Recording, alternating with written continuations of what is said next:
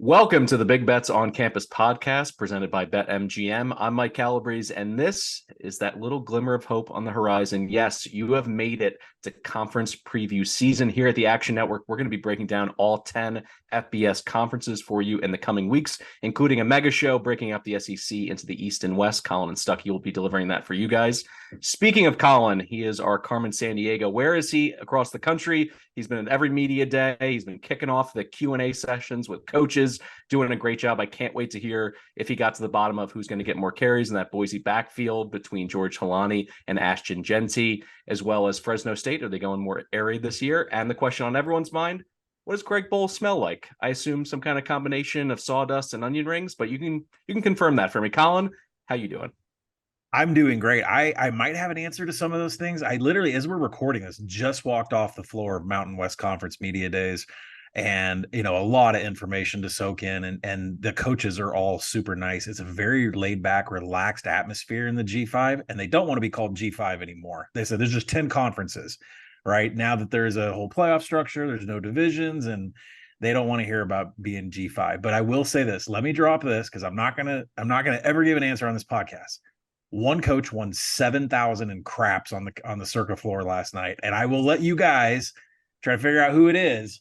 But I'm not sure if I'm going to release it on the podcast. But one coach is doing very well in craps on the floor. Ain't a demo. Jay Norvell. Jay Norvell's my pick there, but neither of those. Okay. So we'll move on. Maybe I'll let it out during the podcast. I guess demos conference USA. I was thinking about them too. All right, moving on to our other co-pilot here on the podcast, who's really emphasized his love of the G5. Not that we're using that phrase anymore. Do we have to rebrand our podcast then? I believe we may have to rebrand our podcast, but that's fine because, as I mentioned on the last podcast, the national landscape and kind of a preview between Stuckey, Brett, and Colin and myself. Starting next season, the G5 has a permanent seat at the table. So if there was ever a time to kind of rework some of the verbiage, it's now at this point. So Mike Iannello, let me go and introduce you to the audience. If you were unfamiliar with his work, he's the embodiment of, sir, this is a Wendy's. I'm sure that you've been talking a lot about, can Colorado State's offensive line put it together this year? Where are we with the New Mexico offense? All of this very bottom of the barrel conversations. For some, not for you, it's top of mind. How you doing, Mike? I'm good. It's good to see you again, Breeze. Yeah, maybe honestly, that's what we should just call the new show. It's just Seat at the Table. That's a good name for a podcast right there. I like that. I'm so excited. It feels like Christmas. I couldn't sleep last night. I was tossing and turning to 1 a.m, trying to, I was daydreaming of, Hawaii's schedule and Nevada's. And those might be more like nightmares at this point, but it's like Christmas morning for me recording these pods, being back with you guys. Speaking of seat at the table, let me go ahead and set the table here with the odds to win the Mountain West Conference this upcoming fall, and then we'll break down all 12 teams. So let's start at the top. Boise plus 220, followed by Fresno State plus 260, essentially co-favorites there. Then Air Force with a bit of value at 9-2, San Diego State at plus 750. And then you get into some of those teams that you want to, throw a roulette chip down on. Wyoming 10-1, San Jose State 12-1, UNLV 16-1 with a new head coach, Colorado State 22-1, as well as Utah State at 22-1, Nevada 40-1, and a pair of 100-1s, but they may as well be 10,000-1, Hawaii and New Mexico. So let's get it started here with Boise at the top of the conference. They went 10-4 last year, 8-0 in the Mountain West Conference. Their win total set at 8.5. 53% of their offensive line starts return. And thanks to Colin putting together an exhaustive list in the offseason, he does his net TARP ratings. That's transfers and returning production. They're -1. That basically means they treaded water a little bit. Their offense actually is +3 in terms of what they bring back. 14 returning starters in total, both specialists. But really, it comes down to Talon Green. I mean, this guy is a superstar, and he's surrounded by 7 players who made either the first or second team All Mountain West Conference preseason. So the big question, I'll kick it off to you guys before I get into some of the weeds of their coaching changes and what they have on defense. How good can Talon Green be this year? And the comparison to Vince Young, it's not my comparison, but Troy Calhoun from Air Force threw it around last year. He's a Texas kid. He's a long strider. And his compact delivery a little bit, I guess I could see it. And he certainly had some long touchdown runs that caught teams by surprise last year. 3 games of 100 yards and 2 touchdowns or more. So I'll start with you, Colin. What are your thoughts on Boise and Talon Green in particular? Well, Taylor Green can be the best quarterback in this conference. I think the big issue that I have with Boise State is their new offensive coordinator, Bush Hamdan. If we remember back to last year, Boise had some offensive problems until Dirk Cotter took over the offensive coordinator position. And then all of a sudden, we could score as much as we possibly wanted, allowing Taylor Green to leave the pocket whenever he wanted, scramble, make explosive plays. That kind of put the defense back on their heels. Boise had a functional offense under Dirk Cotter. When you bring Bush Hamdan in, who has said in two separate occasions, I don't think I can stop Taylor Green from leaving the pocket, but we want to limit how many times he leaves the pocket because that could be injury, there could be turnover, and we just don't, want that to happen. And I'm thinking, okay, you run a pro style offense, you're going to start putting him under center.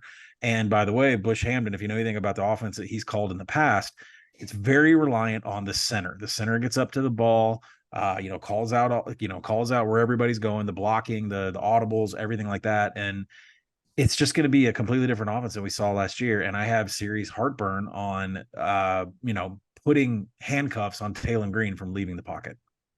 Yeah, it's interesting you bring up his previous work. You look at what he did at Washington. That was Jake Browning, pocket passer. He has a cup of coffee in the NFL as the quarterback coach with the Falcons. Matt Ryan, certainly not a dual threat by any stretch. And then he comes in from Mizzou, a team that, wasn't reliant or at this scale for a player going off script in the same way that Taylor Green has. Ainella, what are your thoughts on this offense? Do you think they can keep the positive momentum rolling from last season? Yeah, see, I actually kind of looked at Hamden as the opposite, to be honest, Colin, where I took it as a good thing of like, this is a guy who's used to working with pocket passers. Taylor Green already has that built-in, rushing ability. He's so electric. He might try to keep him in the pocket, but at the end of the day, when Green has the ball, he's going to do what he wants to do. I'm more optimistic that Hamden is going to help develop Green as a solid passer, which to me is what sets them over the edge because you mentioned that they bring back these two stud running backs, they Green on the ground. I think their running game is going to be fine, regardless of whether it's Green running it or just handing it off. My thought is that Hamden helps develop Green as a passer, which like really elevates this Boise State offense to the next level. I think the defense will take a step back. They've lost so many starters. But I'll be honest, like going through this, I know it's boring to just take the favorite. Like, I don't really know how you don't take anyone but Boise State to win this conference. I think they're so clearly the best team in this conference. I don't love the number. I don't really love them from a win total perspective to just, jump right into the gambling because their schedule is brutal. Their non-con is ridiculous. Washington, UCF, Memphis. So I don't love the win total, but I think at the end of the day, if they get into the conference championship, I think they're going to win it. So I don't know, like the number's not great, but I do think they're head and shoulders above everyone else in this conference. And I think Hamden will just make Green that much more of a true dual threat instead of like a run first quarterback. It's my hope, at least. By them being one of the top, group of 5 teams outside the power conference right now, and in your opinion, they're so strong. Are they strong enough to hang with Washington in the opener in Seattle? I'll kick that to you first, Colin. No, not when you're returning 36% of your defense back. And yeah, they pulled a -1 in power rating adjustment over the offseason, but they return 81% of their offense and only 36% of the defense. So the defense is the one that really brought that down. They were the top defense in passing success rate last year. Spencer Danielson is the DC. He's multiple. He'll go a 3, a 4-man front. But you know what? Eric Shenander, the old 3-4 coach for Nebraska. He was at UCF with Scott Frost. He's no longer the DC in Lincoln. He is now the defensive line coach. And I think that I like it when coaches that are had success as coordinators go to a new job, it doesn't work out, and then they turn into position coaches. And generally, like they've had so much experience at a higher level, when they turn into position coaches, it usually helps the unit. I just go back to 477 designed rushing yards by Taylor Green. If you're taking that away, I'm taking the under. I think I did hit under 9 when it opened. I think it's 8.5 everywhere. I projected, 7.8, which is crazy because people love Boise. But INL has said it. I mean, the non-conference is impossible. Washington is going to tear that defense a new one. And then you're in conference play with a lot of defenses. We'll talk about it. Not a lot of offenses, but a lot of defenses. So I like the win total under on. Yeah, I'm actually hoping that Washington, as you put it, tears them a new one, and Taylor Green has a muted performance in the opener, and then play them the following week against Central Florida. Hopefully, the market overreacts a little bit. I think that's a better opportunity on the Smurf turf to play them. From a pure win total perspective, the number 2 team here is actually Air Force. So let's go ahead and get into the Falcons. Fly, fight, win. They went 10-3 last year, 5-3 in conference, 80% of their offensive line returns, but their overall net in terms of TARP was -3, -7 on offense. Essentially losing Haaziq Daniels was really difficult because honestly, he presided over back-to-back 10-win seasons for the first time since 97-98 for Air Force. A ton of experience on the line. They actually have 80% there. But in general, I view this as a team that needs everything to go right with some new faces to be able to put it together. But my question first, I'll throw this to Ianello. Their defense last year, without any superstars, was absolutely lights out on third down. They finished the season holding their last 2 opponents, San Diego State and Baylor in the bowl game, to 0 for 21 on third downs, which is just absurd. Given their opening slate, they opened with Robert Morris, then Sam Houston State in the first month. Do you think there's an opportunity for the offense to work out the kinks and for this to be a team that's actually in the fight down the stretch to win the Mountain West? Or is this going to be one of those bridge years where they win, let's call it 7 or 8 games, and then they get fired up about next season? No, I do think they're right there. I think Air Force is one of those all service academies, kind of, where it's like you almost don't even like care who's on the field. Personnel, it's just like you just. I mean, they returned, like you said, the defense was elite last year, and what's crazy about it, they led the country in total defense, and they didn't have a single All Mountain West performer on that team. So that kind of shows you it's like they're not like losing a superstar, and even if they were, they returned 9 of their 13 defenders with 250 or more snaps. I think this is the best defense in the conference. I think it will be once again. I don't even know that it's not necessarily that close, to be honest. Their offensive line is back, like you said. Yeah, they lose Daniels and Roberts, which is huge. But I just kind of, John Lee Elridge probably takes over as that fullback role. He got some burn last year. I think he'll be fine. Jensen Jones looks like the presumed starter. He's got a decent arm. Everything I was reading it, like all his teammates say he has a cannon of an arm. So maybe they'll throw it a little bit more. But they're one of those teams, like you mentioned it. They've won at least 10 games in the last 3 seasons. Their win total is 8.5. Like, I do think the option style kind of caps their ceiling a little bit, but it gives them such a high floor. To me, you can just like pencil them in for 9 wins pretty much every year until they change they do the Army and stop running the option anymore.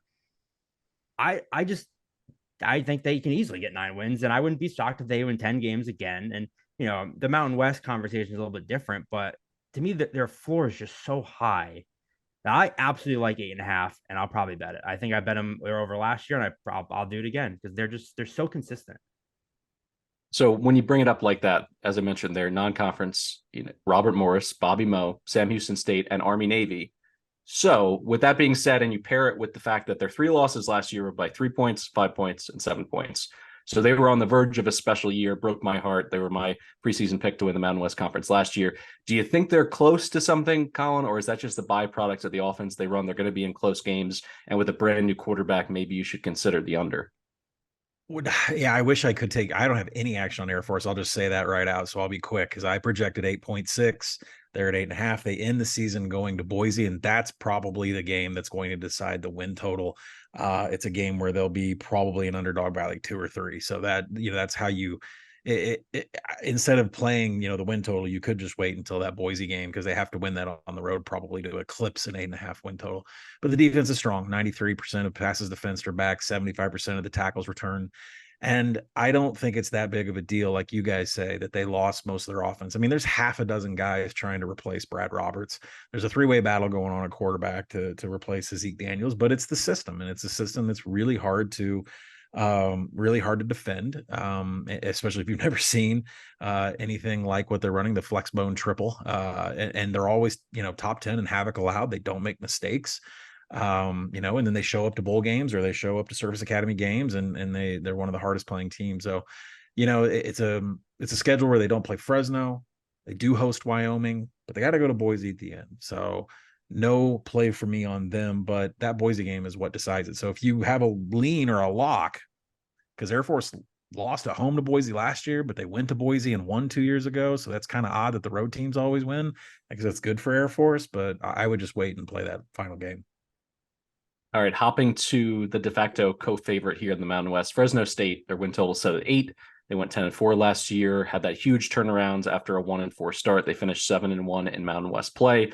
They got 70% of their line starts back, but -7.5 in their net TARP. The offense alone, -7 there. 12 returning starters, both specialists, but a new quarterback.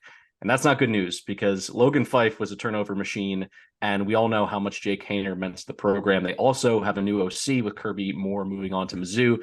They bring in Pat McCann as their OC the first time he's in this role at the FBS level. He has some air raid experience dating back to his time at Eastern Washington. So if it's Mikey Keene, who's a very accurate passer at UCF, maybe it works with some new skill position players around him. Offensive line could potentially be elite by Mountain West Conference standards. And in my opinion, the schedule is workable. They're at Purdue. That's not an automatic loss. They're at Arizona State. I'd say the same there. That's all in the first 3 weeks. They go to Wyoming. They go to San Diego State in the finale. So there's some tough games there. But in terms of winning the conference, I think it comes down to the Boise game on November 4th, which they have at home. So what are your thoughts? I know I'll start with you on the Bulldogs. These preview pods are going to be tough for us, as our loyal listeners know. We have these teams we fall in love with, and I have a feeling we're going to be turning heel on most of them this year. And Fresno's one of them. Like they lost so much. You mentioned Hayner, but like Mims, Cropper, Remigio, Pope, Kelly, their whole receiving core. Mims, Rivers. I think his brother's on this team actually, but they're all gone. Defense loses Evan Williams, who is like, I don't know that there's a more like heart and soul defender that was in the G5 other than like, Carlton Marshall type. But, Evan Williams was that whole defense. And Grant, I think the defense will still be very good. I do trust the defense. I don't think they'll drop off too much, but you mentioned it. I don't trust Fife Fife lost to UConn. I don't trust Mikey Keene. So I'm kind of down on Fresno. I think they'll probably figure it out late. I think that second spot and they got rid of divisions, right? Mountain West. No divisions. No divisions. Okay. That's what I thought. So I actually think that second spot in the Mountain West championship comes down to that season finale against San Diego State. Like I said, I do think Boise gets the first spot. So I think it basically comes down to who wins that Fresno San Diego State game. So instead of investing my money all season, I'll kind of see who wins the quarterback battle, how they're doing. If I like Fresno, I'll just bet them against San Diego State, who I'm not high on. So that's kind of how I'll attack them, but I do think they take a big step back. Yeah, I mean, I just came off the floor talking to Tedford for a long time, and I think, when you ask these coaches questions, they're not going to give you a straight out answer, right? Like, how do you feel about this quarterback? When you have a quarterback battle, they're not going to give you any we're screwed. Yeah, they're not going to give you any hints. But what Tedford did say is that he and the staff spent hours watching Mikey Keene footage.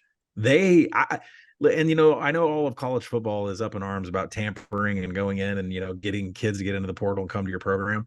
It wasn't a thing where Mikey Keene got into the portal and then they did all this research. I mean, Tedford, they've had their eyes on Mikey Keene for a while. And the way, he told everybody that it's definitely a quarterback battle.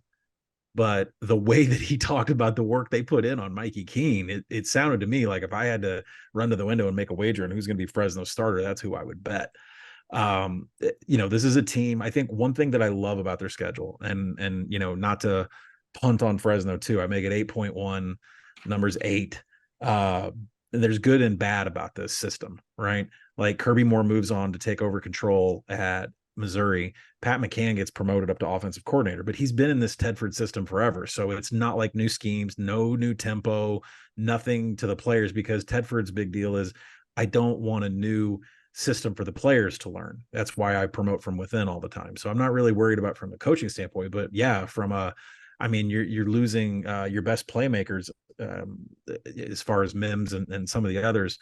But I will say this, their defense, I know that they pull Purdue and Arizona State, but every non-conference game they play at the beginning of the year has brand new offenses, brand new spanking offenses. Purdue, Arizona State, and Kent State. Those three teams are searching for an identity through those first 3 games. So I'm not trying to fade Fresno. I know Fresno replaces a lot on offense, but the system's in place. It hasn't changed from what it was. And these first 3 teams they play to start the year are offensively inept. So I am not fading the Bulldogs. I think by the end of the year, they'll be better at the end of the year. The last 3 games where they go to San Diego State, they go to San Jose State, than they will be at the beginning. So They're really going to take advantage of playing 3-4 teams, you include Nevada, a bunch of teams scrambling to find an offense the first half of the season. This could be a good opportunity. I'm thinking as you're mentioning it, Colin, if you're just like an average gambler, just someone who like really the first time you open a college football book is early on, you see Fresno State, Purdue, you're gonna think points. Those are two brand names that you associate with scoring. So that could be a good opening weekend under if you're kind of Oh, fading the brand names, taking under on two new offices. with a Well, defensive I'll coordinator, make a note of that. yeah, with a defensive coordinator running Purdue now, and the fact that the clock, like everybody's aware that there's going to be less possessions, less snaps in a game because of the changes of the clock. I am quietly sitting on unders, right, for week 1, because I'd like to see steam on overs before I go and hit unders. But you're right, Mike. This under thing is a real deal, and I think people are going to be shocked at some of these offenses that these scores are going to be lower. So those are essentially, at least by the market, the top 3 teams. In my opinion, this is where this conference gets really fun, because you get into that soft middle where teams could go 8-4, they could go 4-8. So we're going to start with one of those teams, San Diego State. Their win total set at 7. They went 7-6 last year, 5-3 in conference. About 60% of their offensive line starts return, but they're negative 3.5 in the net TARP, negative 4 on defense alone. 9 returning starters in total. Yes, they get both specialists, but I would argue that no quarterback in the conference is more important than Jalen Mayden, because their defense, by all accounts, should take a baby step back after last year taking a step backwards. So does Ryan Lindley, the new OC taking over, can he unlock the potential of Mayden? And we saw it from Mayden. Like, he would give you the good and the bad sometimes in the same game. They had that game against Fresno. They're up 21-10 at halftime. He accounts for 4 total touchdowns, but throws 2 second half picks, and they blow that game. So he has the potential. I'm not sure that they can, cash in on that promise necessarily, because they have some new pieces on the perimeter. They have some new pieces in the backfield. They also have, beyond Lindley, a new running back coach from Stanford, a new wide receiver coach from UNLV, some new pieces here. And then Kurt Maddox, I love him. He's one of my favorite coordinators in all of college football, but this defense in general, particularly in the front 7 and on the D line, has a lot of new faces. Samuela Tuihalamaka is a key. He comes in from Oklahoma State. He needs to be the next in line of their disruptive, defensive line players. And if he isn't, I think a tricky non-conference schedule is going to get the best of the Aztecs right away. They open with Ohio, a game I know we're talking about a lot of unders. I like over in that one. I think it's going to be high scoring. They also take on a pair of Pac-12 teams, UCLA at home and on the road in Corvallis against Oregon State. Ianella, what are your thoughts on the Aztecs, a team that's been the butt of the jokes, for years offensively, but generally speaking, their defense has been really salty. Do you see more of that this year, or are they going to be a little more balanced? Yeah, this might be the first time in a while I'm like kind of concerned about San Diego State's defense. And I'll be honest, like, I've never liked them. I've always thought they were overrated. I never often bet San Diego State.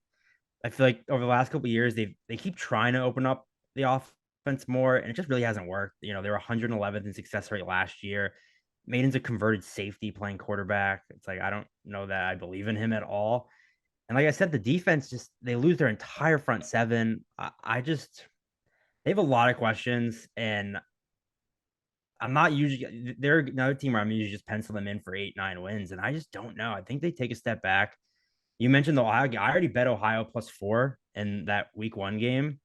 So I don't really have anything from a future standpoint. I think they have a good enough floor. I'm not really trying to bet they're under, but like I said, I took Ohio +4. I'll probably end up taking Fresno in that finale. They're a team I just like to fade on throughout the year. Do you agree, Colin? I think this is a good time of the podcast for me because sometimes I can't say what coaches have told me. So I won't say what coach told me this, but one coach looked me in the eyes and said, quit betting on overs on my team.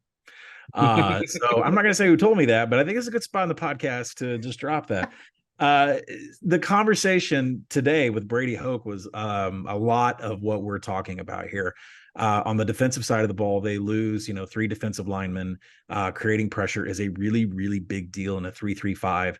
And it got to a point where Brady Hoke got in front of me, got down into a squat, and showed me the technique that the new edges have to use to try to get to the quarterback. Like he knows that he's got a big job. And then I asked him, you're also losing 3 offensive linemen here that were starters. Are you worried about your trench on both sides of the ball? And he looked at me and he had one word answer. Yes. So Brady Hoke's got concerns about what's going on in the trench for a team that is built from the trench out. That makes me worried. Now, Jalen Mayden, I don't know if I can take any hate on this because this guy has cashed some overs for some of the most exciting overs for me. Live overs at 19 and a half, 27 and a half. You're right. He is a converted safety. He was recruited as a safety, was in the third string, not really doing much. And when they had a need for a quarterback, it just so happened that he played in high school. And they had to completely change the offense to do what Jalen Maiden does, which is tuck the ball and run. Brady Hoke told me that Ryan Lindley wants to maximize everything that Jalen Maiden does. Now, we just had this conversation about Bush Hamden is going to limit Taylor Green and what he does in the pocket. Well, guess what? Ryan Lindley wants Jalen Maiden to leave the pocket more. I said more? Yes, more. We want Maiden out there making plays. We're going to teach him to hold on to the ball, not to fumble. We'll see if that actually happens.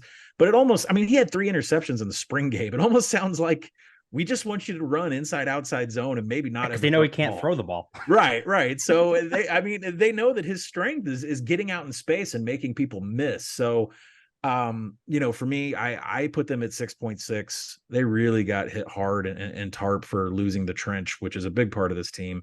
The under is juiced pretty heavy at 7. So it kind of matches the projection that I have. I think the Ohio San Diego State game in the opener is going to have a lot of points. And the reason is because Sam Wiggles getting, Curtis Rourke, that's a deep bomb system all the way right there. And this secondary has some issues with this 3-3-5 not getting any pressure. And you're going to let Rourke sit back all day and find targets. That's a game where I'm going to let people just keep pounding on the under. And then right before the game kicks off, I'll probably be hitting it over. But I'm not taking San Diego State to win this conference. They're one of the few teams that is almost always in the championship game, but there's a no play for me because when Brady Hoke says that he's worried about the trench, that makes me worried about backing these guys to win games. Do you know what you make that spread in the opening game off the top of your head? Yeah, like 4.5. So it's right there. And to me, because Ohio, we know what they want to do, right? Rourke wants to break free in a zone, and then he's gonna at some point go play action, hit Wiggles down, far deep down the field. And it's going to expose the fact that there's so much youth on this San Diego State defense. So to me, it's a live betting dream, this first game, Ohio and San Diego State, because I think each team's just going to trade shots or at least trade field goals. I can't wait for that game. But no, it's a no play on the futures and the win total for me. I actually like under there, and I'm going to go on their 7 to another team that we owe an apology to because, man, we just beat the crap out of this team from an audio perspective last summer, and that's Wyoming. They won 7 games in the regular season, and their win total is set at 6.5. 60% of their offensive line starts to return. They're +9 in net tarp, +5 on offense alone. That means they got 14 returning starters coming back. Both specialists are elites, so they can, count on them for field position and game-winning field goals. But this is really just an apology tour at this point because I did not see their defense being as good as they were last year. They bring back 9 from that side of the ball. Both their DNs are really good. They had 26.5 tackles for loss between Devon Harris and Braden Siders. And then they go into the portal and they snatch a guy who absolutely murdered them 2 years ago. That's Harrison Whaley. Had 179 yards and 2 scores against the Pokes. Now he's playing for them. And keep an eye on a wide receiver, small school coming out of Holy Cross, Ayer Asante, 16 career touchdowns, a track and field burner. I think he could give them something special when they go to those 3 and 4 wide receiver sets. Not all that often, but if they just go, 3 or 4 deep balls per game and try to keep the defense honest, I think that's going to help. Brutal opening slate. They get Tech, as in Texas Tech, at altitude in the opener. Then they're at Texas and App State home against App State all in the month of September. But after that, Fresno State at home, then Air Force Boise as roadies in back-to-back games. It's a challenging schedule. It's a pass for me, but I'm no longer underestimating Wyoming, even though Andrew Peasley, he leaves a lot to be desired. But in terms of their offensive game plan, that Craig Bohl wants to pound the rock, and he's got a stud running back to do so. I'm going to start with you on this one, Colin. What are your thoughts on Wyoming this year? Do you think they can get back to a bowl game? There's been a 13-1 purchased here in Vegas, and I've been waiting to podcast about it, and I've been waiting for it to get posted before so the masses can hear it. This is my pick to win the Mountain West. I took a lot of heat when I put out the projections for conference win totals for the Mountain West, and people did not like Wyoming being up in the upper tier with everybody else. They're within a half game conference win with everybody, all the big boys here, but there's too much here that I'm hearing coach speak from Craig Bohl that kind of tells me that what happened last year with the defense was a fluke. Wyoming fell to bottom 10 in tackling. They fell like bottom 10 in havoc. That is not a Wyoming defense. And talking to Craig Bohl today, that's just lazy players, technique, coaching. He said the ball hawking was terrible. Our tackling fundamentals were terrible. Craig Bohl realizes that. And now defensive coordinator Jay Sovels, I expect massive improvement from this team in attack. Well, they were 128th in tackling. I expect massive. I think this defense will get back to what Wyoming has always been. They recognize it as a problem. It is the toughest conference schedule at Air Force, at Boise. But at the same time, if they get back, they are the best defense in the conference. Boise has maybe a small argument about that, but they have, Wyoming has a much better linebacker unit than Boise does. And so the big question with this team is the offense, because I don't know if it's going to be Andrew Peasley or Evan Svobada. But they do have some weapons that have come in through the portal. The offense is really I'm questioning how the multiple pro style they want to run the ball. They barely know how to throw the ball downfield. Their offensive line is jacked. 83% of the offensive line snaps come back. And this is a trench that I trust. I know the schedule's tough, but if there's any kind of life on this offense, they'll be in the championship game. Do you agree, Ainella? No, but I'm not fading them again. I'll tell you that much. I'll echo Calabrese and I'll issue my formal apology to Laramie. I was especially hard on them last offseason. I believe I just spent the whole pod talking about how bad the vibes were because every player on their team transferred out. They did it. They're another team that's just so consistent. I can't back him because I think Andrew Peasley is hot garbage. He completed 52% of his passes, 10 touchdowns, 9 picks. I agree their defense is still going to be nasty. They have the best D line in the conference. They return a ton. It's just I don't trust Peasley. If I had to bet this win total, I think they go over it. But they're just not necessarily a team I want to bet and like betting. They're basically just G5 Iowa. It's like they somehow win, but you still just come away from the season just kind of feeling like they stink, but they're just consistent. So I'm done fading them. I concede my hate. I think they'll be fine again. Like Colin said, if the offense steps up, they have the best defense in the conference or one of the top 2 or 3. So I wouldn't be shocked if they're there. I'm just not gonna invest my money on it. You know what we are going to bet though. We're betting week 1 against Texas Tech. Oh, that's Texas, for sure. The Texas Tech hype is getting banana land. Yeah, I mean that number is already too high at 13.5. 14, I would love to play, but I don't think it's done steaming. I was gonna keep going up. Texas Tech is one of the most off-season darlings in the entire country this year. Coming off the Big 12 media days, there is so much chest pounding going on. Like, hey, we know you all think Texas is winning this conference, but don't forget about us. There's a lot of reasons why, but at the same time, you're not proven, and Tyler Shough can't stay healthy. And this is not a Texas Tech preview pod, but I'm saying that number is bonkers going up to Laramie playing in that elevation against this defense. No. So week 1 is definitely going to be a play on the Cowboys. Agreed. If we're fading the Red Raiders, how do we feel about fading the Utah State Aggies? Their win total is 6. I love them. I got lots of Utah State swag in my house. Actually, I interviewed this woman years ago. I was working at a youth sports company. All-timer name, Dixie Lovelace. She runs the Mountain Peak Volleyball Club there in Logan. Logan's a hell of a sports town. I want to say a lot of positive things before I get into all the just horrific awfulness of this roster. They only return 25% of their offensive line starts. They're -10 in the net TARP, which is -5 on both sides of the ball, tied for 7th worst nationally. 23 scholarship players walked out the door in the offseason, including 8 walk-ons. They only return 9 starters with any starting experience. Also, their punter, they may be using him a lot. Cooper Legas is not setting the world on fire at quarterback. Blake Anderson taking over the play calling duties on offense. Their new DC, Joe Cawthon from Stephen F. Austin, comes in. Lots of moving pieces, as you can tell. And last year, I will add this little nugget in my research. Joe Cawthon, Stephen F. Austin, Lumberjacks beat a team 98-0. That was the Warner Royals. So I had to look up where Warner was. They're south of Orlando. If you're driving down there and you hit frost-proof Florida, you've driven too far. So back it up, go to Warner, find out how they lost a football game 98-0. The offense just absolutely looked rotten last year for Utah State, and I'm not sure that it's going to get any better here. They have some interesting options in the slot. That's about as good as I can say. And they draw two great defenses in the first 3 weeks to really kill their self-confidence. They got to go to Iowa City, take on the Hawkeyes, and then they got to go to Air Force to take on the Falcons. Don't love it, but I do love the under. I'm going under the win total on 6 here. I know Utah State has been a consistent program, and Blake Anderson's a hell of a coach, but I just don't think he has the horses this year. Do you agree, Colin? 100%. How many interceptions is Iowa going to have in that first game? About 7, 8. We're going to be complaining about Iowa's turnover margin. One thing really bothers me about this team, especially when you have Blake Anderson as your head coach, is that you fell to 128th in passing downs explosiveness. Everything I can remember from my Arkansas State studies told me that during passing downs, Arkansas State is basically going to score a touchdown.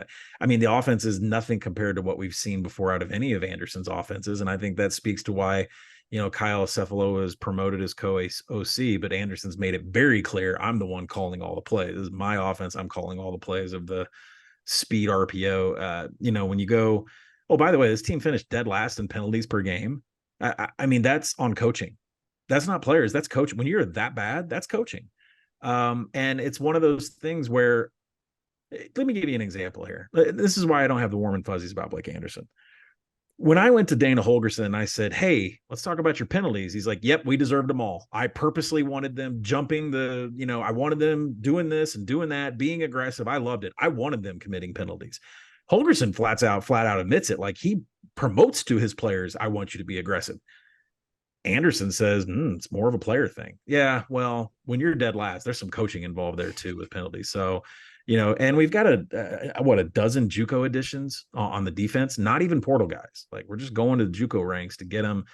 Cooper Legless he's got some run in him, 363 rushing yards last year. So I guess that's some offense, but I can't get over a team that an offense that Anderson would have a hand in falling that far in explosive passing.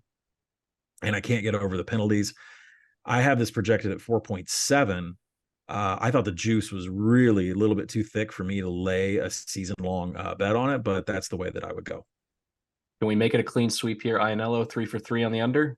Yeah, absolutely. I think you guys mentioned it. Their offense was just dreadful last year.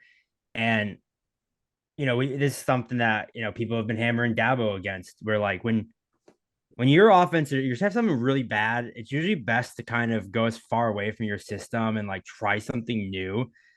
Blake Anderson's like, oh, I'm taking over play calling. I hate when coaches do that. I think that's always a bad sign. It's also like, the OC and DC have been with him since Arkansas State. So he's basically just keeping yes men around. He promoted the passing game coordinator of a passing attack that ranked 106th in the country.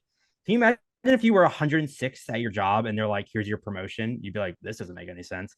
And they have to replace Calvin Tyler, who is basically their whole team, all their receivers, all their offensive line. First of all, it's Cooper Laga. He's fancy, so you have to say it with the little Laga.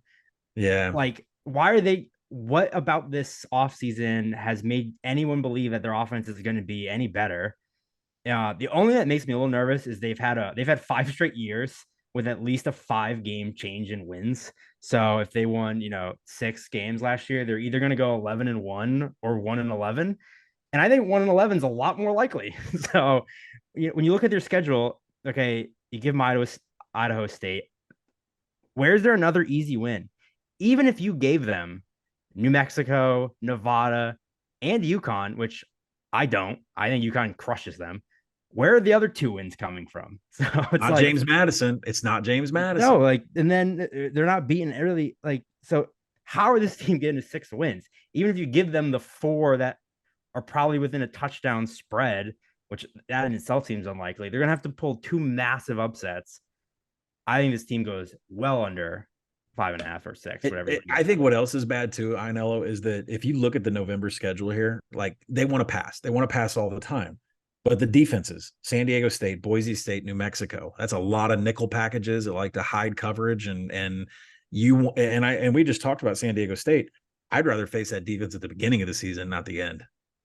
You mentioned it, throwing, Iowa, James Madison, Air Force, UConn. Like, they play really good defenses the whole year. Yeah. And their offense is horrific. They might be one of the worst offenses in the country when it's all said and done. From that conversation to one that's a little, at least in my opinion, more positive. UNLV, 5-7 last year, almost broke through, had some injury issues with Doug Brumfield at quarterback. Their win total sitting at 6. They returned about 60% of their offensive line starts, +2 in the net tarp, plus 1.5 on offense, 12 starters in total, and their punter coming back.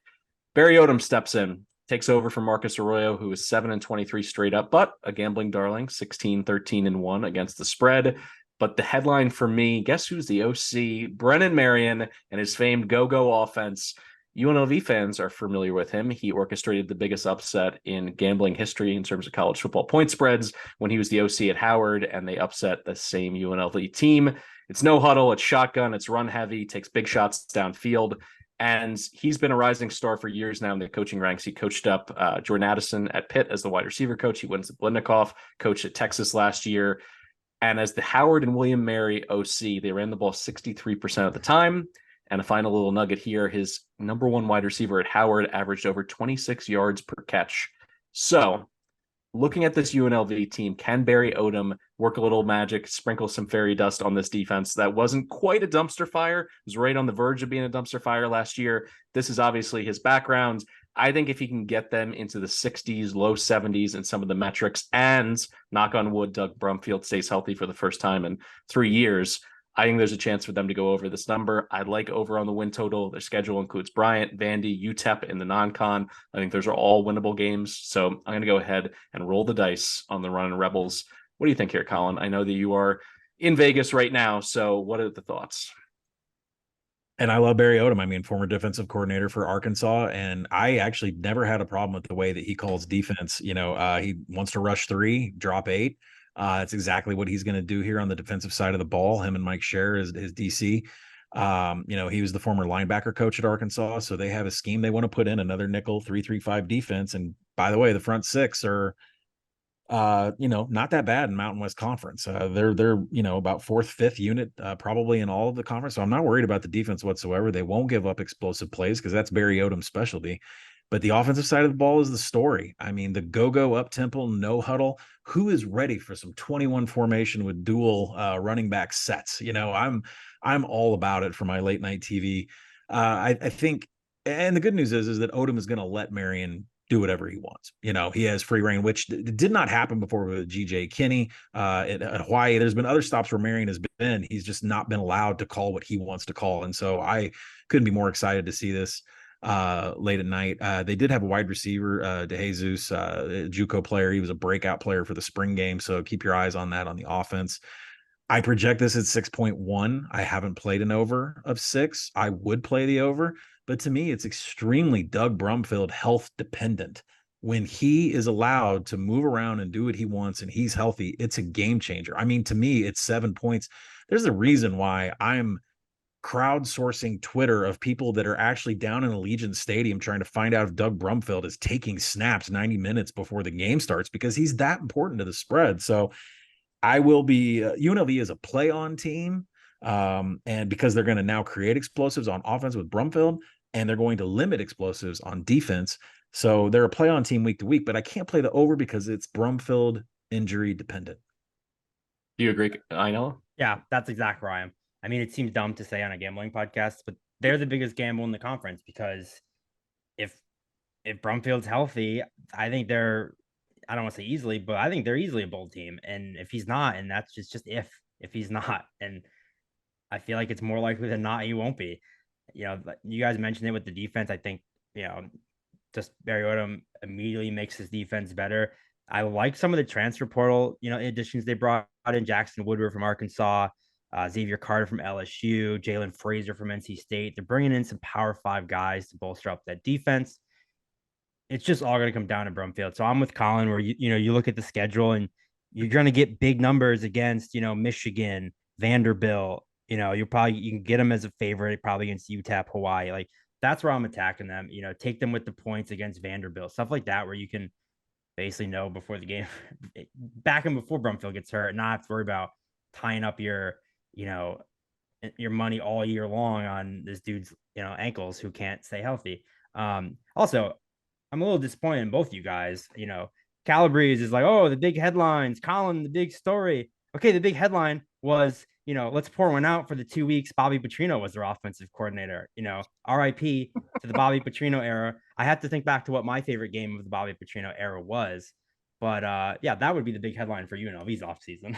It was the warmest cardboard box that was described as it came into the building in the facility to unload his personals, and then 2 weeks later was backloaded up, and that box was right. Did he ever actually go on campus? He was. Yes, there's we will have an SEC podcast, but there's a lot of info coming out about this whole Petrino hiring process and the Jimbo hesitation.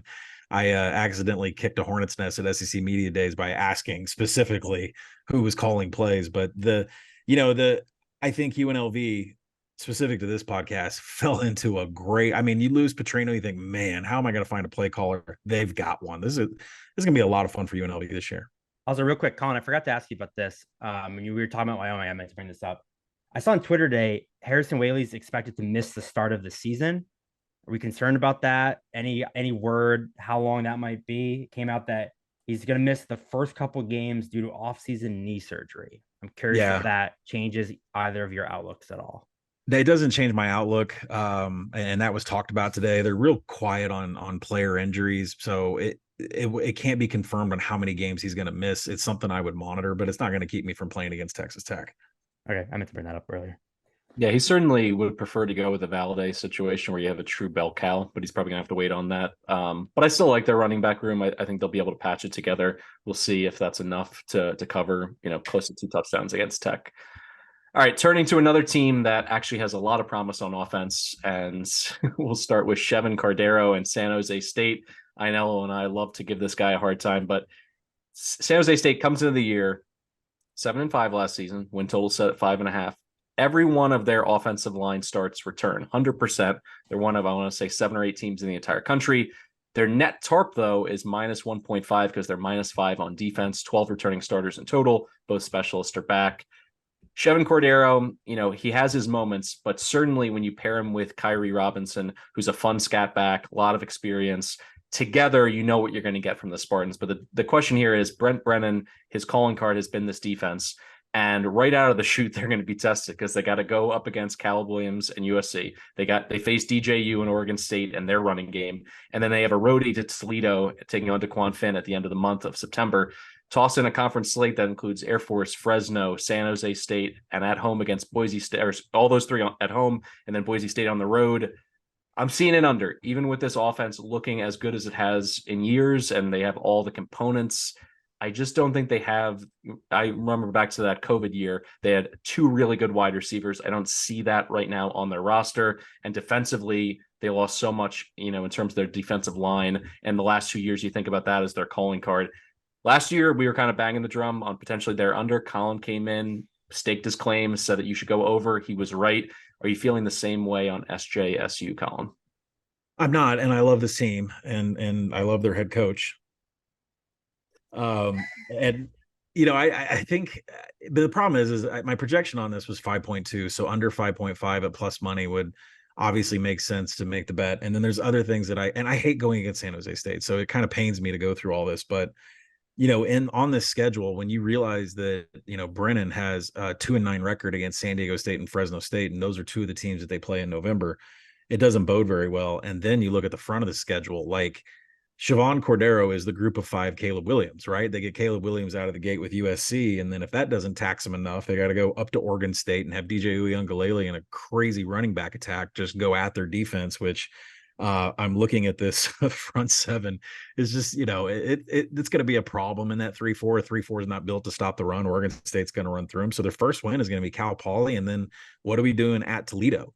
Right. We don't know what we're getting with DeQuan Finn, how many turnovers, or maybe he'll play elite. We don't know. And I hate to go under on this team, but at plus money at 5.5, that's where you got to go, because they are bringing in one of the top FCS running backs. Isaiah Fonse is coming in from Montana State. So that is a positive. But this is a brand spanking new defense from a front 7 perspective. And, there's good things on the offense. This is the most experienced offensive line and tight ends in the Mountain West. That's a good thing. Cordero is back. He's played forever, it seems like. And I think I don't want to base last year on a negative, losing by 2 touchdowns in the Potato Bowl to Eastern Michigan.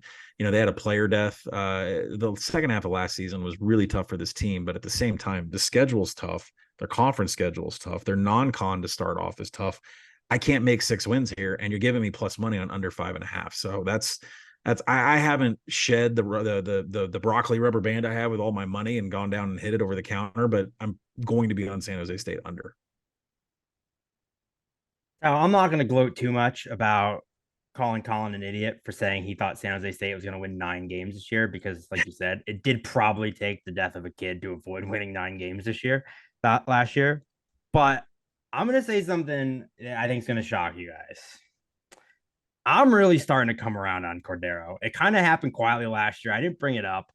Who's this guy? This offense is going to be too late. Sorry, bud. The bandwagon is closed. The Acela doors have sealed shut. The conductor's waving. It is over. You cannot get on the Cordero bandwagon at this point. This thing on? Dude, 23 touchdowns, 9 passing, 9 touchdowns rushing.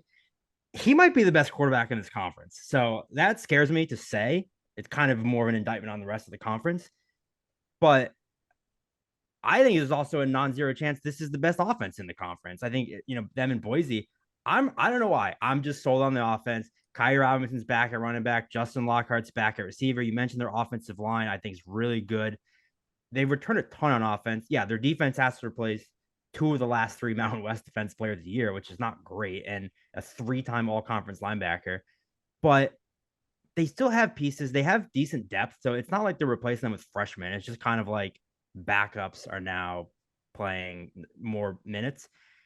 So you mentioned the non-con. It's brutal. USC, Oregon State, Toledo. So I'm not betting a win total on this team. But I mentioned I think Boise State's winning this conference, but I don't love the number. If I had to make a conference future bet, I would take them, because I think they have the upside where if everything clicks, sure, they're not going to win the non-con, but I do think they can run through this conference. Because, like I said, I'm down on Fresno State. And you mentioned that you look at their schedule. Before the player death, they beat everyone but Fresno State. Granted, they didn't have to play San Diego State yet, but considering the kind of step back I'm expecting from Fresno, and I don't trust San Diego State, if you wanted to take a long shot flyer in this conference, this is the team I would take it on. Because I think if the defense can click, I think they have the offense that they can win this conference. So this is my unofficial Mountain West Conference future, is San Jose State. Yeah, and I hate fading Brent Brennan, because I think they finished 31st in offensive finishing drives last year. There is a strong correlation, for those of you new to betting, teams that know how to score when given opportunity cover spreads. And Brennan's 34-29 against the spread. I mean, I don't like fading this team. So, but you know what? The defense, I think you're right. The offense is stacked. That's kind of why I like the long odd flyer, because then it's just like, if the defense clicks, they have a really high ceiling, I think. But like you said, I don't want to touch the win total with the non-con. You know what's going to make me mad is that I think I took a 30-1 on this podcast on San Jose State last year, right? And if you cash something like that this year, I'm just not going to be able to talk to you for a while. I'm like, Colin, that's insane. That's what I said last year. All right, from Ianello's long shot to mine, Colorado State 3-9 last year, 3-5 in the Mountain West. Their win total at 4.5. It's juiced -150 to the over. Their offensive line only returns 28% of their starts, but that's a good thing, because their offensive line was total garbage last year. They gave up 59 sacks, the worst in the country. They're +4 in the net tarp, +3.5 on offense. They return 11 starters in total, and their punter, Clay Millen, my man. You want to talk about the best offense in the Mountain West Conference? If they can block, this will be the best offense in the Mountain West Conference. Clay Millen set the NCAA record for a freshman for completion percentage. He completed 72.2% of his throws last year. He's got a future pro and Torrey Horton out on the perimeter. He's going to be 1,000-yard plus, 10 touchdown plus kind of guy. They get a stud in the portal and BYU's Dallin Holker at tight end. And one of the most underrated transfer gets, Kobe Johnson from North Dakota State. This guy was a runaway beer truck. When you watched him for the Bison, he'd hit the hole, he had vision, and he was a home run kind of running back. I love what they have. They go in the portal, they bring in 4 new offensive linemen. Granted, 3 of them came from Lane College, Monmouth, and Lamar. But apparently they're feeling better about their pass blocking than they did last year. How could they not? Jay Norvell, that's the question I have for you, Colin, right off the bat. How does he feel about his offensive line? And he has to feel good about his secondary that brings back 4 of their 5 starters, and they were pretty good against the pass last year. The longest conversation I had today was 45 minutes one-on-one with Jay Norvell. And the Action Network is now a Jay Norvell fan club because I really love this guy. And, we talked everything that you just mentioned. His offensive line, he inherited last year. He was telling me, he like pointed at his chin. He's like, they were all this tall. I think Jay's about 6'3". He inherited a roster last year, and you could tell by his body language. He's a very positive guy. He doesn't say negative things, but you tell by his body language, it was a roster that he didn't want whatsoever. It was worse than a year 0. It was like a year -1 that Jay Norvell had to go through. I will say this. I asked him, the problem with the offense last year is that Torrey Horton is getting triple teamed. And then he laughed at me and said, yeah, Timmy Chang put 5 defenders on him when we played Hawaii. And I said, well, what do you have? Maybe in the slot. He's like, well, first off, we have new tight ends that we went out and got, and they're going to open up things for Torrey Horton. He goes, but the name no one's talking about is Justice Ross Simmons. That he goes, he has a chance to be the best wide receiver in this conference. Doing a little background research, talking to him about that. Then he brought up Kobe Johnson from North Dakota State. And there's a lot of excitement around this Colorado State team. This is my highest dollar win total over that we're talking about on this entire podcast, over 4.5. I've hit it twice in town. I think I'm going to go hit it again. There's a book here downtown that is not properly juicing it. I trust everything that Jay Norvell is doing. The offensive line is improved. They were, you can't really go off anything that happened last year. If you want to talk about how, the defense, didn't have much pressure, they don't return any of that last year. They were last in havoc allowed. That's going to get itself turned around. That was not Jay Norvell's roster, but they are loaded on offense now. Do not use last year as a measuring stick for what this offense can do, because they have some serious players in a conference that is full of sluggish offenses. You're going to flip on this opener in their beautiful stadium, one of the nicest in all of the G5. And you're going to watch Clay Millen, who's the highest rated quarterback to ever sign with this program. And he's going to carve up Wazoo. If they can keep his jersey clean, I'm calling for the upset in the opener. I know you're on board with the Rams. So just add in a little extra positivity before we slam this one shut and fire in these bets. Yeah, I love that. We got 2 bets that we're all aligned on. This is my absolute, like Colin said, this is my absolute favorite bet that I've made so far. I'm all in on this Colorado State team. They looked so much better down the stretch last year. The numbers don't fully show it, but just, for this pod, I'm watching a lot of these games, and they just looked better. And it all comes down to that air raid defense. I know Stuckey always harps on the year 3 thing, and we cashed that Mississippi State ticket last year. But even year 2, like, it takes time to get into rhythm, and to come into a team and just revamp the entire offense takes time. So now it's year 2. You look at what Jay Norvell did at Nevada. Year 1, 3-9, just like Colorado State. Year 2 at Nevada, 8-5. So you just see the steps it takes. You guys mentioned the offensive line. That's really the big question mark. The defense returns 8 starters. Jack Howell's a great safety back there, roaming the secondary. So I love having him back there. Even when you look at their games, they went 3-9, but okay, they lost to Nevada by 3. They lost to Utah State by 3. They lost to Air Force by 14 or 13. They lost to all their games. They lost to San Jose State close. They lost to someone else close. All their games, they easily could have won 4 or 5 games last year. I love over 4.5. I think this is a bowl team, so I am all in on the Rams. All right, we're down to the last 3, and this is going to be a bit of a challenge in terms of your overall positivity. We're going to start with Hawaii. Their win total set at 3.5. They went 3-10 last year, 2-6 in conference. They returned less than 30% of their offensive line starts, -3 on the net tarp, almost all the losses on defense, 9 returning starters, both specialists. Braden Shager at quarterback, running the Bows offense. Let me start with some positivity. Timmy Chang, college legend, bringing the brotherhood, or however he pronounces it, to the Big Islands. And they went 9-4 against the spread last year. People, I think, overestimated how bad this team was. But when you look at the opening, they got to go 4,300 miles, an 11-hour flight to Vandy. They got home against Stanford, new head coach. I mean, anything could happen there, I guess. and then they go to Oregon.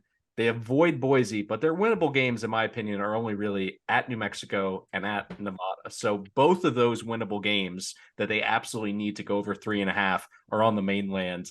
I don't see it with the Bows this year. I may be playing them, situationally, taking the points, but this run and shoot offense, I don't see them protecting Shager. Like Colorado State had similar issues keeping their quarterback upright. They went through the portal. They feel a little bit better about it. When I look at what Hawaii did in the transfer portal, I'm not sure it's going to be enough. And if he gets hurt, or if they have the same kind of issues keeping him protected, I think this could be another 3-10, 2-10, 2-11 season. So start with you, Colin. What are your thoughts on Timmy Chang and what he's trying to accomplish? Timmy Chang needs to learn how to score points when he gets into scoring position. This team finished 122nd in red zone TD rate. They settled for field goals or nothing at all. They finished 120th in finishing drives, which means they just didn't get any points up, which is crazy to me because they covered the 7 of their final 8 games. Like, how are you covering? And you're so terrible in finishing drives. And I think one thing that's extremely interesting is this team was 30th in tempo, but they had 9 games go to the under last year. So it's a really kind of a weird team to figure out. But the point is that they're moving the ball. They're just not maximizing their opportunities. And that is coaching. That is Ian Shoemaker. That is Timmy Chang. We'll see if they can figure it out here. I do actually projected a 4.1. So you think that you would take an over, but the offensive line is completely wiped. The defense has been gutted in every single unit. It still looks like it's a year 0 situation going on here with this team. And I'm not going to have any negative narrative around Braden Shager because he has the 7th highest pressures in all of FBS the last couple of years. The kid I don't think he's ever had a clean pocket in his life. But I am not playing Hawaii and going with my projected win total over because Timmy Chang and that offensive staff have been really bad in the red zone.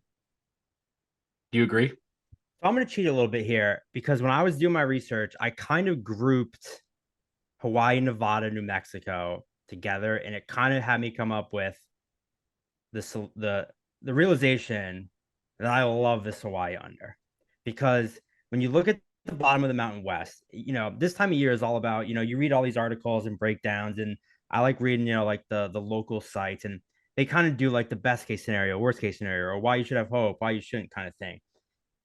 And so when you look at, I'm going to jump ahead a little bit, Nevada, you have, Ken Wilson going into year 2, been a great defensive coach. The team, they're just so excited to have him there. They bring in Brandon Lewis from Colorado. They bring in Sean Dollars from Oregon. They bring in these Pac-12 transfers, So while I kind of think, I'm sitting there, I'm like, oh, I think Nevada might be a little bit better next year. New Mexico brings in Dylan Hopkins, and his OC, Brian Vincent from UAB. So that's a massive upgrade at quarterback for them. Their offensive line experience. They bring in a ton of transfers at wide receiver, 2 good running backs. So when I was going through the Nevada, New Mexico teams, and I'm like, I think both these teams take a step better. And then you take a step up. And then you go through and you try to find the wins. And you try to find how are these teams hitting their over. And you give them both Hawaii. And that's when I'm like, who's Hawaii beating? If I think Nevada, New Mexico, I'm like, all right, they're gonna beat Hawaii. Like, who are they beating? They might win 1 game. So I think New Mexico and Nevada get better. I think they were better than Hawaii last year. I think they're better than Hawaii this year. There's nothing that you can look at with Hawaii to me and say, like, they did this to improve. Like Colin said, they're bringing back Braden Traeger, who you don't want to be mean. I will. He sucks. So, like, they didn't really – it's not like a player you could be like, they brought in this guy. They brought in – this coach, they're changing up this offense. Like, they're basically trying to recreate the Timmy Chang era. They're bringing in, like, I saw they're like having him work with like another old Hawaii quarterback, and like they're just trying to like relive the glory days. And there's just nothing about this team that makes them better from last year. So I love under 3.5. They'll be lucky to win 2 games. I mean, you're just giving away 1 win. Not on my watch. My mother was born and bred in Albany, New York. You don't just have the Danes roll into town and immediately get a dub over that FCS program. So that's the best part. If Albany beats them, you can just go ahead and cash that ticket September 9th. All right, let's move on to the final 2 here. New Mexico, their win total set at 3.5 plus 120. If you want to go with the over, they went 2-10 last year, winless in Mountain West Conference play, just as Nevada was. 71% of their line starts return, though, plus 3 in TARP in terms of their offense, but only 6 returning starters on both sides of the ball. and they go ahead and they bring in Brian Vincent as their new OC, formerly of UAB. You know what UAB wanted to do. They wanted to have a bell cow, Dwayne McBride in recent years. Christian Washington could be that guy. He could be the beneficiary, at least in terms of, racking up some stats. But when you look at their schedule, yes, they draw Tennessee Tech. But outside of that, where are the winnable games? They're home against New Mexico State in the Rio Grande rivalry, but we're going to get into it in Conference USA preview. I like New Mexico State. They get UMass on the road. They're home against Hawaii. They're at Nevada. I think they'll flirt with, 2 wins, but to say over 3.5, I absolutely do not see it given what, they're bringing back. I know they have Dylan Hopkins coming in from UAB. We watched plenty of Blazer football. He was not setting the world on fire. They asked him to do very little, and he couldn't even do that. So I'm out on the Lobos. I think this is the bottom of the barrel in the FBS, and I think they're going to be in the 120s in a lot of meaningful metrics. I know. Do you agree with me? Let's make this a quick around the horn chat on the Lobos. Yeah, that's kind of. I think they're better. Like I said, I like having the combination of Hopkins and Vincent together. Yeah, Hopkins wasn't great at UAB, but he's, to me, a massive upgrade over the guys they were throwing out last year. And, you mentioned Washington. They also bring in Andrew Henry from Louisiana Monroe. I kind of like that. Monroe. Sorry. I know they get weird about that. So I think they're a better team. I had trouble finding the wins. So that's kind of where, to me, it comes down to that Nevada game. So that's why I'm like, it's just easier to fade Hawaii to me. Yeah, I'm on the over, guys. I'm absolutely on the over. I was going to fire on over 3.5 plus 120, and then I found a shop that was offering over 3 at minus 130. Either of them are good. I projected at 4.3. I think that we are dismissing the upgrade that we're getting with Bryant Vincent coming in, who can call an offense, and UAB made a massive mistake in going with Trent Dilfer. That's for another podcast. Agreed. But Dylan Hopkins and Bryant Vincent have shown that they can have explosive passes. And I think it's just going to be a massive upgrade from what New Mexico has had before. Now, Rocky Long is gone. The 3-3-5 scheme is still in. But 6 of these games on this schedule project as a 1 possession spread. So if you get the expected bump in the offense, especially with 72% of your offensive line snaps back, you've got a competent wide receiver room here. I expect them to make some noise. When I look at the schedule and you say, where's the wins? Well, this team's going to UMass. There's a lot of teams in high school that can beat that roster.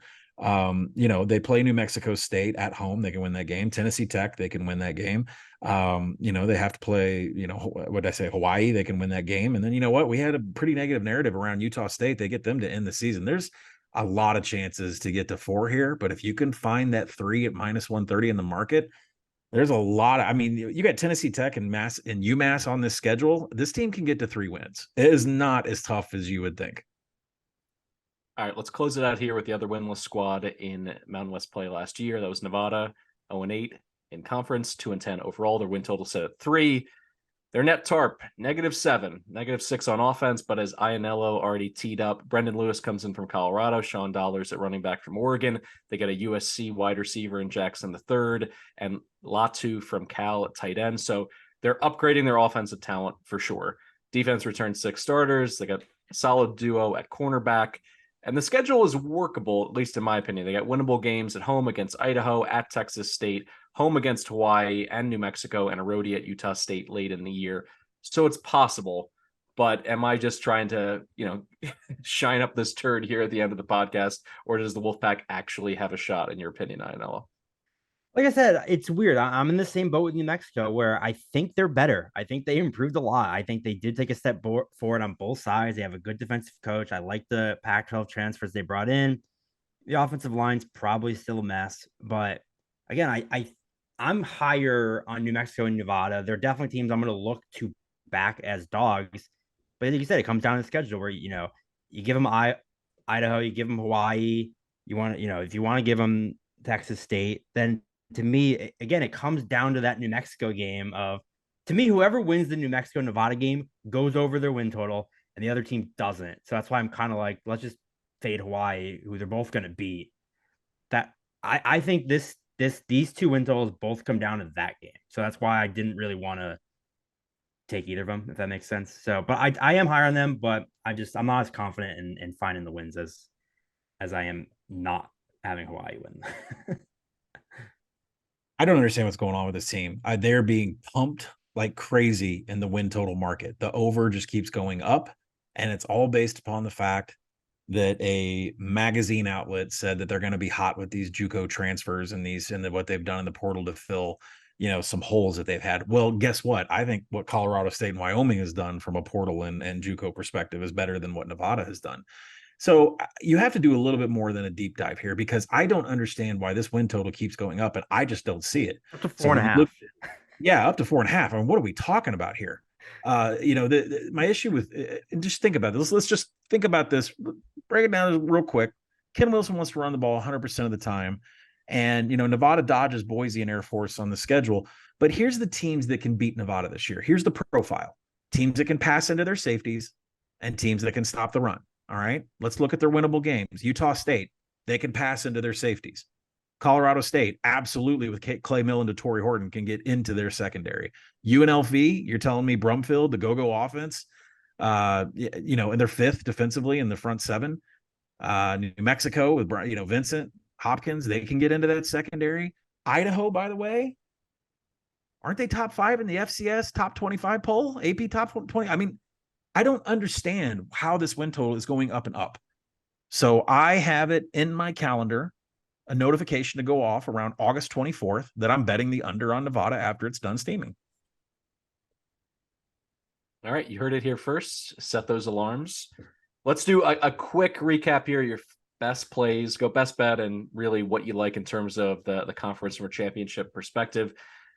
I like to be choosy about when I'm taking my long shots. This is the conference for me. I like 22-1 in Colorado State. I'm going to hope this paper mache offensive line that has some new pieces of paper holds up, because if it does, everything on the offense is ready to go. And I think this conference at the very top, there's some questions about Fresno. There are some legitimate questions about Boise State. There's certainly questions about new quarterback play at Air Force. So I think it's open. My best bet is over on the win total on Colorado State. You want to make sure you get the best number out there, but don't be afraid to lay a little juice to go to the over. What I'm seeing right now is a win total of 4.5, minus 140 for the over. I'll go ahead and lay it. Ionella, what are your two favorites here? Well, you said, like I said, my answer is the Colorado State over as well. But since you took it, I'll say my two favorites are the Utah State under 5.5 and the Hawaii under 3.5. And then my conference future, like I said, it'd be the long shot on San Jose State. I think they have the second best quarterback in the conference. I like the upside there. If it clicks, I'm with you, where I'm kind of like, I think Boise's the best team, but I don't love the number. So I'll take a flyer on San Jose State. If only we could put that San Jose State offense with the Wyoming defense, we'd be great. I'm going to go with Wyoming. There's some 11-1s out there. I would take that. I would understand if people aren't that comfortable with that. And there's also to make the Mountain West Conference Championship game where Wyoming is listed at plus 450. That may be more realistic with the kind of schedule that they have. From a win total perspective, Colorado State on the over. They are my favorite team from what they have rebuilt with Jay Norvell. And from an under perspective, I am right there with you guys on Utah State. Do not have the warm and fuzzies about that team. For Colin Wilson, Mike Ionello, I'm Mike Calabrese. This has been the Big Bets on Campus podcast, brought to you by BetMGM. Our Mountain West Conference preview now in the books. And if you're listening to this one, another one just dropped. It's Conference USA and Independence. So move on over there, get on the treadmill, mow your grass, whatever. It's going to be about an hour long, and we're not going to leave any stone left unturned. So tune in there. And a reminder that we're covering all 10 of the FBS conferences over the next few weeks. So make sure to hit us with a like, a subscribe, tell a friend, tell an enemy. You know how we do it here at the Action Network. Thanks again for listening, and can't wait to get the season started.